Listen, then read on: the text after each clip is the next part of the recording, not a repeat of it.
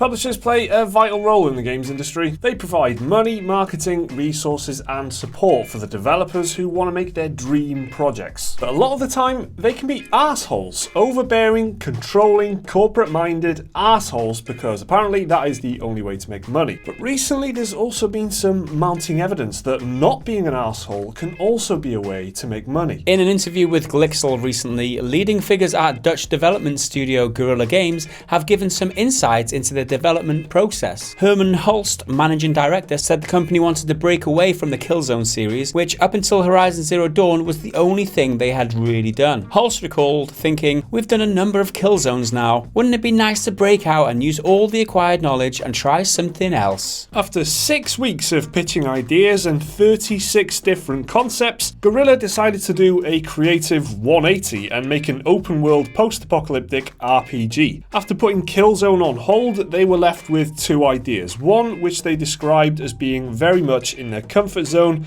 The other was Horizon. So Guerrilla Games changed gears dramatically from grim linear sci-fi FPS to vibrant open world RPG with some off-the-wall ideas. And the payoff? Well, that's what's important here. Horizon was a massive success on launch, and at the time of recording, the game holds a score of 89 on Metacritic, being singled out as a Game of the Year contender already. And as well as that critical success, it was a commercial smash as well, selling 2.6 million copies worldwide in a matter of weeks. For a console exclusive new IP in the middle of a packed release window, that's pretty good going. So they moved out of their comfort zone to make Horizon, and if the results are anything to go by, it was a smart move. They had 2 options. One that was very much something familiar to them, so I'm assuming it was kind of first person in some way, shooter. or some sort of grim setting and everything, or Horizon, and they went for Horizon, which is great. I'm so glad that they went for Horizon, because we both played it and we both loved it so far. And apparently like 5% of all PlayStation 4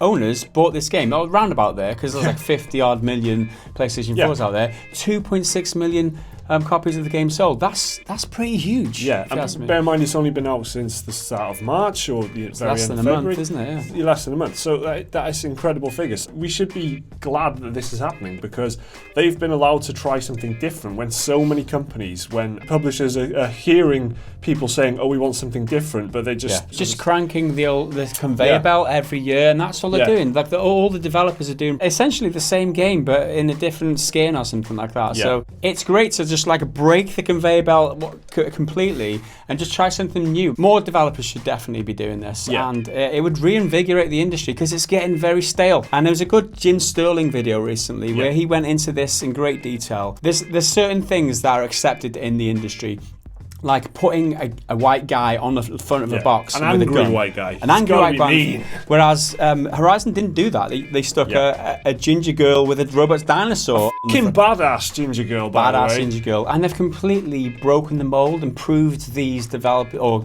executives wrong. You don't have to stick to the same old tried and tested formula. You can break away from it and be successful and produce a fucking kick-ass game in the process. The counterpoint, of course, is the fact that publishers like sequels because sequels sell, and we like to buy sequels. We get excited for sequels because you play one game, Horizon Zero Dawn, I'm going to be excited for the sequel, and I'm going to have to try and rein myself in, because that's always what I try and do. But I know that I'll have some anticipation for that sequel when they announce it, because I played the original. That's just the way we work, and that's the way they want to try and sell it to us, because it's like guaranteed money. You know, you're definitely going to get some return if you make a sequel, and that's why there's so damn many of them. So just to see a new IP emerging is brilliant. We've had quite a few new ideas floating around in the last kind of 12 months already, which is awesome to see. Even from bloody Ubisoft. Ubisoft, who gives us Assassin's Creed every year, or have been giving us Assassin's Creed every year, and Far Cry, Far Cry Primal, which is basically Far Cry 4, but a little bit different. That company is now giving us kind of whatever you think of these games. At least they're new. They're giving us The Division, For Honor, Steep. I mean, well-controlled games, market-tested, focus group tested, and all that kind of thing. But they are new games. They're new ideas, and there's new concepts concepts within these games.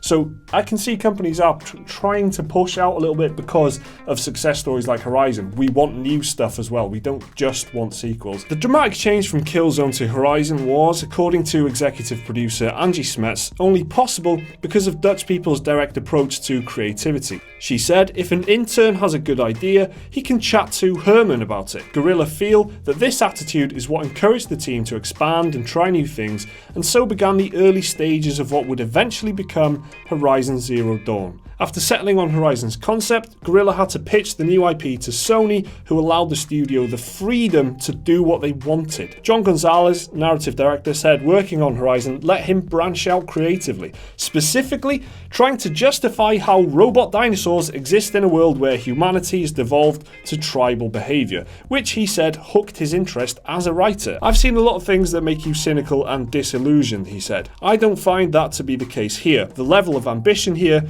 is really high. Talking of awesome Dutch things, have you tried stroopwafels? No. Stroopwafels They sound delicious are fucking amazing. Stroop.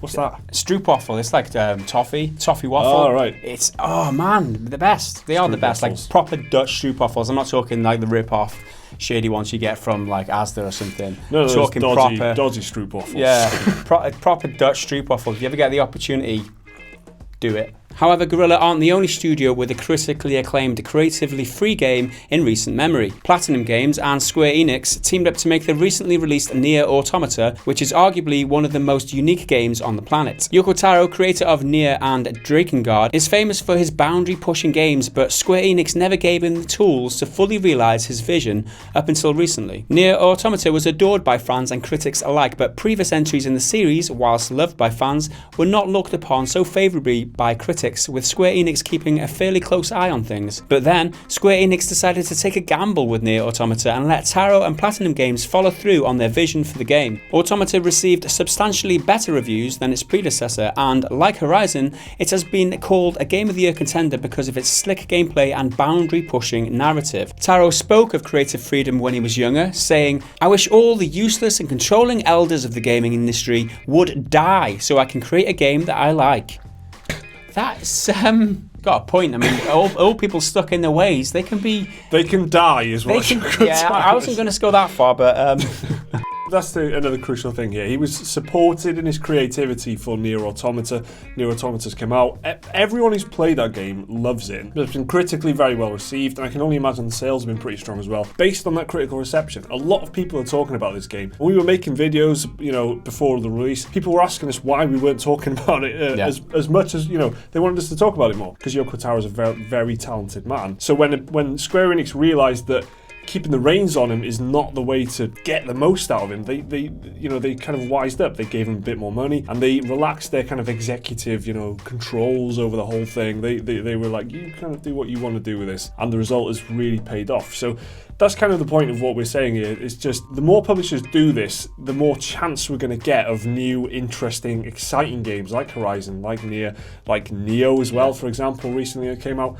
The more freedom the developers get, the more likely we are to get great games and interesting games. If they see these games making money, you can bet your ass they'll want to make some of that money as well. And the way to do that is by letting developers have their own way and make the games they want to make, and not necessarily more sequels as well. Although it doesn't guarantee a great game. Of course.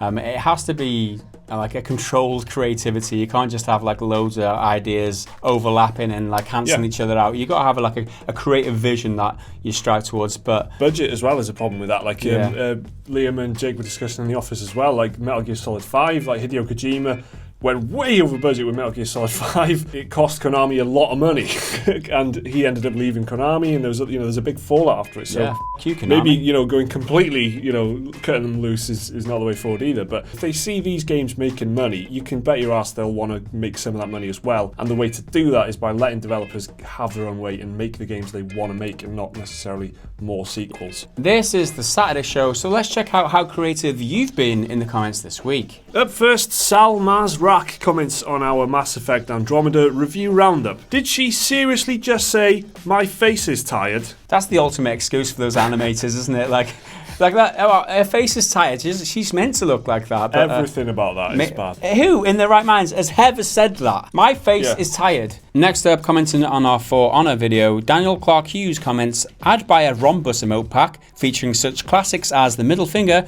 the shrug of despair, and of course, the grimace of disapproval. My emote pack. The grimacing rhombus. So, you know, you can gift that. The shrug of despair is like, and the grimace of disapproval. Yours for just 7,000 steel.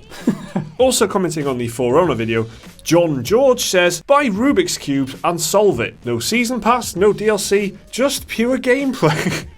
Why go as far as a Rubik's Cube? Just get like a stick, just like a nice stick. You can like throw it and stuff. Next up on the For Honor vid, Sir Zephy comments, nice to see some fresh and funny news content from our good old next door neighbours, the Welsh. Cheers, lads. I take it he's English, or is he? Irish. Plot twist. Kind of next door neighbours. People are like surprised that there's a channel in Wales. People are like, stuff happens in Wales? Yes, it does, you dicks. Commenting on our Switch outsells the Wii video, IP Oscar says, could have sworn that you guys were at 35k just a while ago. The Switch wouldn't have done this well if it wasn't for Zelda. Absolutely true. 90% of people who bought the Switch bought Zelda as well on day one. So that is cast iron guaranteed. Yeah, it's an incredible launch title, but it's the only title worth mentioning. I can't even remember what the other 3 or 4 were.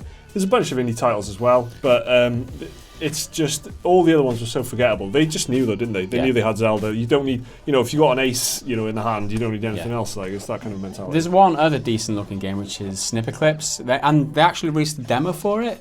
Okay. It does. That's what the other 10% are playing. Yeah, I mean, I'd buy that if it wasn't like 20 quid. It's a little like indie puzzle game that you can play with friends. It looks quite nice. I'm not paying 20 quid for it. Yeah, that's a good point with the pricing. That is bad. So where do you guys stand on creative freedom and endless sequels? Would you rather see sequels to the games that you love, or do you want to see new ideas and new games emerging? Let us know how you feel down in the comments. Remember to leave a like and subscribe if you enjoyed the video. We've got more content right here for you, and a little link to Patreon if you do want to support us. We'll see you next time.